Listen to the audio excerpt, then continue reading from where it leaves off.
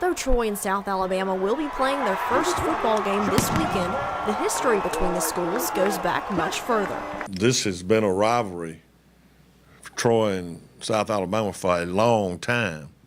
So, you know, there's some energy that's going on between these two universities already. The Trojans and Jaguars have met in many different sports, both men's and women's, but the rivalry between the football teams brings a different level of excitement. If you're red-blooded American, you know, no matter where you're a South Alabama or a Troy football player, you ought to be excited about this weekend. We've all been pretty excited about seeing these guys this year. We've been thinking about it, talking about it for a couple of years now, you know, listening to them talk about it. So, you know, we're pretty excited about it, man.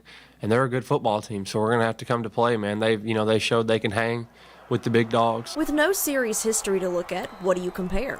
In the past 2 weeks, Troy and South Alabama have both played Mississippi State and both suffered losses. In those games, the Jags' defense allowed fewer yards, although the Trojans' offense put up over 200 more yards than USA was able to.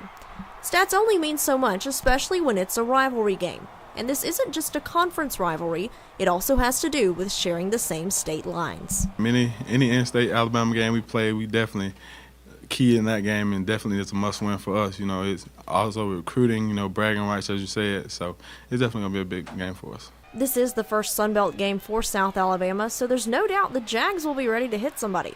Blakeney says the Trojans have to be just as prepared. I'm sure they're excited about playing us, and we got to make sure we match their energy and play well. I know they're going to be fired up because it's their first, you know, conference game at home. So we just had to go out there and, you know, put our best foot forward and just go hard.